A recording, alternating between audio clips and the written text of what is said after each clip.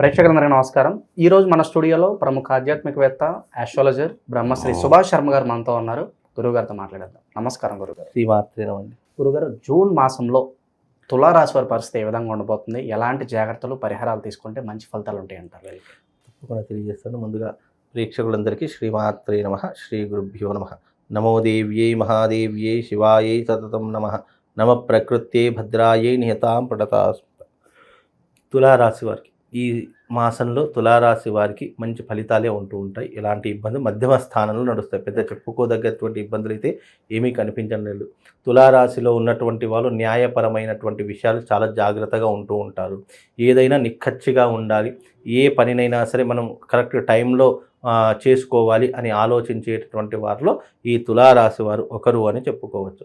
వీళ్ళు ఎక్కువగా లగ్జరీగా బ్రతకాలి, జీవితంలో మంచి హోదాలో ఉండాలి అని ఆలోచించేటటువంటి వారిలో ఈ తులారాశి వారు ఒకరు అని చెప్పుకోవచ్చు. అలాగే వీళ్లకు లగ్జరీ లైఫ్ మీద ఎక్కువగా వ్యామోహం ఉంటూ ఉంటుంది. కార్లలో తిరగాలి, బంగ్లాలలో ఉండాలి.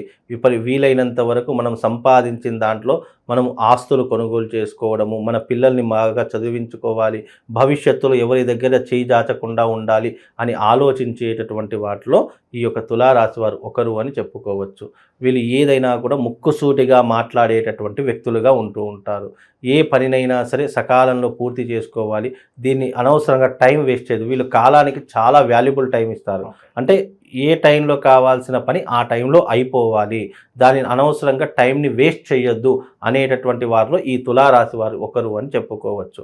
వీళ్ళు ఎక్కువగా న్యాయపరమైనటువంటి అంశాల్లో ఎక్కువగా ఉంటూ ఉంటారు. అంటే లైక్ కోర్టులలో, అంటే కోర్టులు వ్యవహారాదులలో కానీ, లేదా లాయర్లుగా కానివ్వండి, జడ్జిలుగా కానివ్వండి, లేదా పోలీసులుగా కానివ్వండి, లేదు అని అంటే కనుక ఏదైనా సాఫ్ట్వేర్ రంగాన్ని పెట్టుకోవడం కానీ, ఇలాంటి విషయాల్లో చాలా ఎక్కువగా ఉండేటటువంటి అవకాశాలు ఈ యొక్క తులారాశి వారికి ఎక్కువగా ఏర్పడుతూ ఉంటూ ఉంటాయి.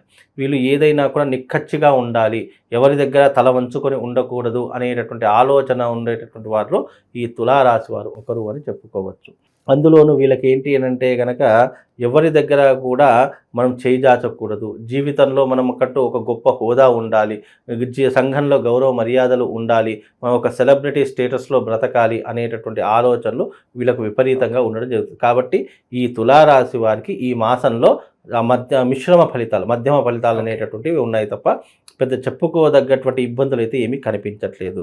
మరీ ముఖ్యంగా ఈ తులారాశి వారు ఈ మాసంలో ఇండ్ల స్థలాలు కానివ్వండి, భూములు కానివ్వండి, ఆస్తులు కానీ కొనుగోలు చేసేటటువంటి మార్గాలు ఈ మాసంలో వీళ్ళకు ఏర్పడుతూ ఉంటాయి. అలాగే వీళ్ళకు పోలీస్ స్టేషన్ కానీ, కోర్టు సమస్యలు కానీ ఏవైనా ఉన్నా కానీ అవన్నీ కూడా తీరిపోయేటటువంటి అవకాశాలు వీళ్ళకు ఏర్పడేటటువంటి అవకాశాలు ఉంటూ ఉంటాయి.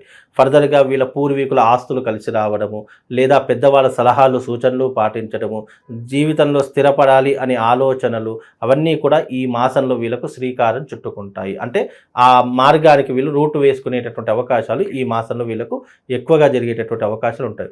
విదేశాలకు వెళ్ళేటటువంటి వారు, అలాగే అక్కడ బిజినెస్ చేద్దాము, డబ్బు సంపాదిద్దాము అని అనుకునేటటువంటి వారికి కూడా ఈ మాసం చాలా కలిసి వచ్చేటటువంటి మాసంగా చెప్పుకోవచ్చు.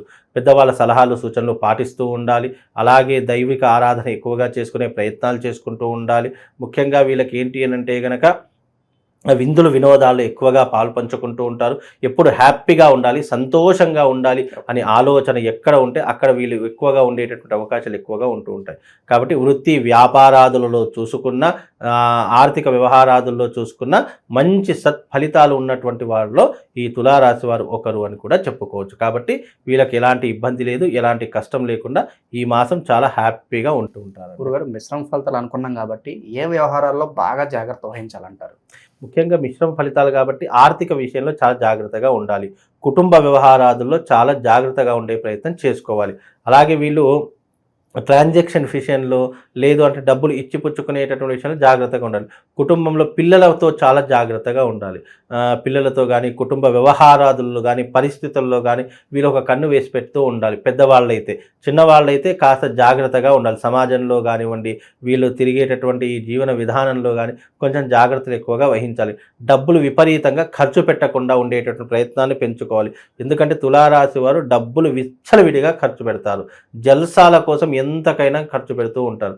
ఆ ఖర్చులు కొంతవరకు తగ్గించుకునే ప్రయత్నం చేస్తే వీళ్ళకు చాలా బాగుంటుందండి. ఇక పెట్టుబడుల విషయంలో గురుగారు ఎలాంటి వ్యాపారాలు బాగా కలిసి వస్తాయి అంటారు వీళ్ళకి? ముఖ్యంగా పెట్టుబడులు అనేటటువంటి విషయానికి వస్తే గనక వీళ్ళు ఈ యొక్క స్టాక్ మార్కెట్లో పెట్టుబడులు పెట్టవచ్చు, రియల్ ఎస్టేట్ రంగంలో పెట్టుబడులు పెట్టవచ్చు, గోల్డ్ మీద పెట్టుబడులు పెట్టవచ్చు, అలాగే ఈ యొక్క ఎక్సైజ్ అనేటటువంటిది ఒకటి ఉంటుంది, దాని మీద పెట్టుబడులు పెట్టవచ్చు.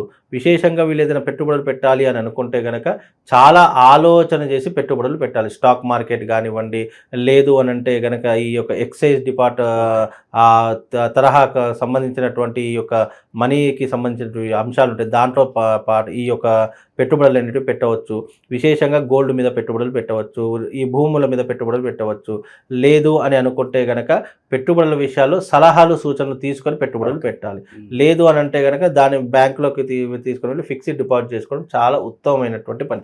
కానీ ఎక్కువ వస్తుంది అత్యాశకు వెళ్ళిపోయి, లేదు అని అంటే కనుక మనం రూపాయి పెడితే 10 రూపాయలు వస్తుంది అనేటటువంటి అత్యాశకు వెళ్తే కనుక ఉన్నదంతా పోగొట్టుకునేటటువంటి అవకాశాలు వీళ్ళ జీవితంలో ఎక్కువగా కనిపిస్తాయి. కాబట్టి అలాంటి విషయాల్లో కాస్త జాగ్రత్తగా ఉండే ప్రయత్నం చేసుకోవాలి. స్థాన మార్పు ఏదైనా చూపిస్తుంది గురుగారు, అది కలిసి వచ్చే అంశం అంటారు వీళ్ళకి? ఇప్పుడు స్థాన మార్పు అయితే ఏమీ కనిపించట్లేదండి. వీళ్ళు ఎక్కడున్న వాళ్ళు అక్కడే ఉండేటటువంటి లక్షణాలు ఎక్కువగా ఉంటూ ఉంటాయి. వీళ్ళకి ఏంటి అని అంటే గనక ముఖ్యంగా జీవితంలో తప్పకుండా నేర్చుకోవాల్సినటువంటి విషయం అంటే ఓపిక, సహనం తప్పకుండా నేర్చుకోవాలి. తొందరపడి నిర్ణయాలు ఎక్కువగా తీసుకుంటూ ఉంటారు. అలాంటి నిర్ణయాలు తీసుకున్నప్పుడు ఏమవుతుందంటే మిస్ఫైర్ అయ్యే అవకాశం ఉంటుంది. దానివల్ల డబ్బుని కానీ పరువుని కానీ కోల్పోయేటటువంటి అవకాశాలు ఉంటూ ఉంటాయి. కాబట్టి ఓపిక, సహనం ఏదైనా 1కి 10 సార్లు ఆలోచన చేసి నిర్ణయం తీసుకోవాలి. ప్రతి దానికి తొందరపడి నిర్ణయాలు తీసుకోవడం అనేటటువంటి సరైనటువంటి విషయం కాదు. కనుక కొన్ని విషయాలు జాగ్రత్తగా ఉండే ప్రయత్నం చేసుకుంటే అన్ని రంగాల వరకు బాగుంటుంది. గురుగారు, కొత్త పరిచయాలు ఎవరైనా అయ్యే అవకాశం కనిపిస్తుందో వాళ్ళతో జనరల్గా ఎలా మసులుకోవాలి వీళ్ళు? కొత్త పరిచయాలు అనేటివి ప్రస్తుతానికైతే ఏమీ కనిపించట్లేదు ఈ మాసంలో అయితే. ఇక నెక్స్ట్ మాసంలో చెప్పలేము. ఈ మాసంలోకి అయితే ఎక్కడ తీసుకోగానే అక్కడే ఉంటుంది. ముఖ్యంగా వీళ్ళకి ఏంటి అని అంటే కనుక తులారాశి వారికి అష్టమ స్థానంలో రవి బుధుల సంచారం నడుస్తుంది. అష్టమ స్థానం అనేటటువంటిది కొద్దిగా ఇబ్బందులు తీసుకొని పెడుతూ ఉంటుంది. తొందరపడి నిర్ణయాలు తీసుకోవడము, తొందరపడి డబ్బులు ఖర్చు పెట్టడము, తొందరపడి ఎవరినైనా దూషించడము, మాటలాడడము, ఇలాంటి ద్వారా ఉన్న సత్సంబంధాలని కొన్ని దూరం అయిపోవడం, ఇలాంటివి ఎక్కువగా జరుగుతాయి. కాబట్టి ఇవి కొన్ని జాగ్రత్తలు తీసుకునే ప్రయత్నం చేయండి. ఇక వృత్తి వ్యాపారాదులు ఎలాగైనా లాభాలు వస్తూ ఉంటాయి. ఏదో రకంగా మీరు జీవితాన్ని నెట్టుకొస్తూ ఉంటారు. కాబట్టి పెద్ద చెప్పుకోదగ్గటువంటి అంశాలు అయితే ఏమీ కనిపించట్లేదు. కాబట్టి వీళ్ళకు మధ్యమ ఫలితాలు ఉన్నాయండి. ఓకే, ఓవరాల్గా ఎలాంటి రెమెడీస్ చేసుకోవడం ద్వారా ఇంకా మెరుగైన ఫలితాలు ఉంటాయి గురుగారు? ముఖ్యంగా ఈ యొక్క తులారాశి వారు ఏదైనా రెమెడీ చేసుకోవాలి అని అనుకుంటే కనుక ఈ యొక్క అమ్మవారికి సంబంధించినటువంటి మంగళ చండీ తంత్రము అనేటటువంటి ఒక క్రతువు ఉంటుంది. ఈ మంగళ చండీ తంత్రం క్రతువు కానీ, లేదా దేవి వైభవము అని చెప్పి అమ్మవారి యొక్క వైభవం వాళ్ళ ఇంట్లో చేసేటటువంటి అవకాశం ఉంటుంది.